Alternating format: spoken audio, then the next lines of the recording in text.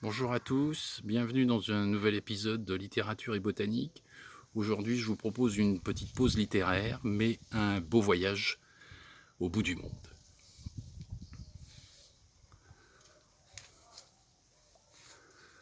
Donc là, nous sommes dans l'hémisphère sud, comme vous pouvez le constater, avec Cordyline australis, une plante endémique de Nouvelle-Zélande. Un beau sujet ici, issu de semis. Donc c'est une espèce dont on utilise les feuilles pour faire des cordes, des paniers, des manteaux, voilà, etc. Plante à fibres donc.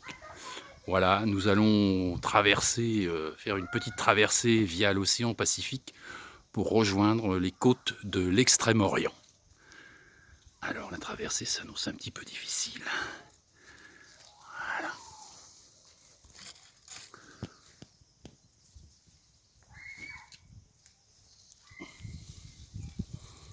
Voilà, nous arrivons en vue des côtes du Japon. Et donc je vous présente le chèvrefeuille du Japon, ou l'Onicera japonica. Donc un chèvrefeuille grimpant, très vigoureux.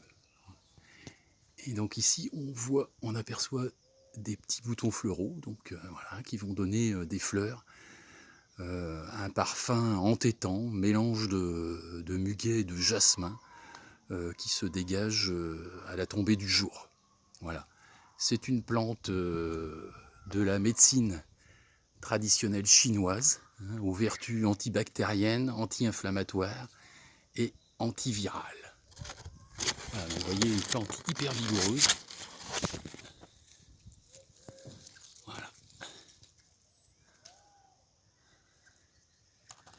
Voilà. Et maintenant, je vous propose un petit voyage par voie terrestre pour rejoindre donc la côte nord-ouest de l'Afrique. Voilà. Où je vais pouvoir vous présenter Cedronella canariensis, qui, comme son nom l'indique, comme son nom latin l'indique, vient des îles Canaries. Donc c'est une plante très intéressante parce que au feuillage très odorant, une odeur anisée camphrée, un peu de térébenthine, voilà, une plante de la famille des Lamiacées, donc une tige carrée, section, voilà, 4 faces, caractéristique de la famille des Lamiacées. C'est une plante qui est intéressante parce que ses feuilles ont de multiples usages. Tout d'abord, on peut utiliser les feuilles dans les pots pourris, on peut les mettre en cuisine aussi dans les desserts, les salades de fruits, les crèmes, les flans. C'est aussi une plante médicinale qui a des vertus antimicrobiennes, qui est utilisée dans les traitements des affections respiratoires et aussi dans les affections cutanées, donc l'eczéma. Voilà. La littérature dit aussi que c'est une plante insectifuge des poulaillers, et notamment des poules rousses, mais ça c'est des informations qui mériteraient d'être confirmées et vérifiées, évidemment. Voilà. Alors là, moi, la plante a un petit peu, voilà, un petit air un peu mal coiffé parce qu'en fait, elle s'est pris mon mimosa qui est tombé avec la dernière tempête. Donc c'est une plante qui s'est pris mon mimosa sur la figure, donc ce qui explique un petit peu son air dégingandé, on va dire. Voilà. Donc maintenant, je vous propose une petite traversée de l'océan Atlantique pour rejoindre l'Amérique latine. Et donc, accrochez-vous, ça risque de bouger un petit peu. Voilà. Et donc, je vous présente Feijoa ou Acaceloania, qui est le goyavier de Montevideo.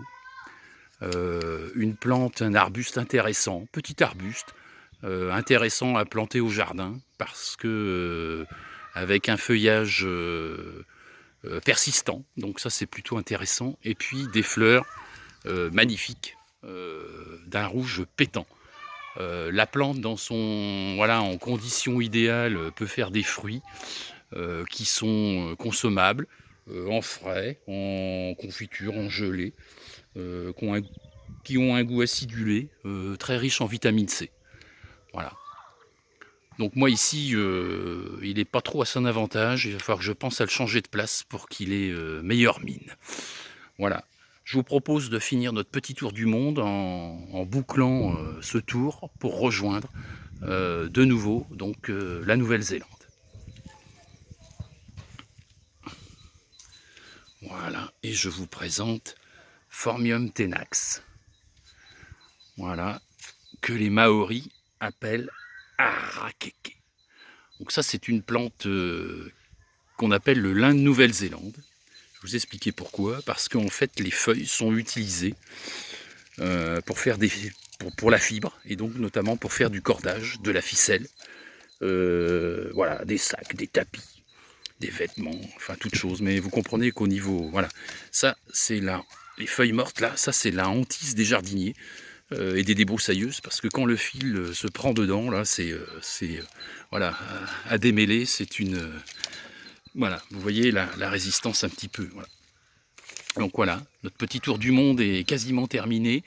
Je vous ramène quand même brièvement en Chine pour vous faire découvrir une petite plante, enfin une petite plante qui se dissimule sous une petite encolie. Voilà, je vous présente la rhubarbe de Chine qui attend son heure bien au chaud et quelques réchauffements climatiques voilà, pour finir son développement. Donc c'est une rhubarbe magnifique à feuillage découpé, au contraire de notre rhubarbe voilà, officinale ou la rhubarbe des jardins qu'on utilise pour faire des confitures. Là, elle a un magnifique feuillage découpé que je vous invite donc à installer au jardin, très, très belle au niveau esthétique.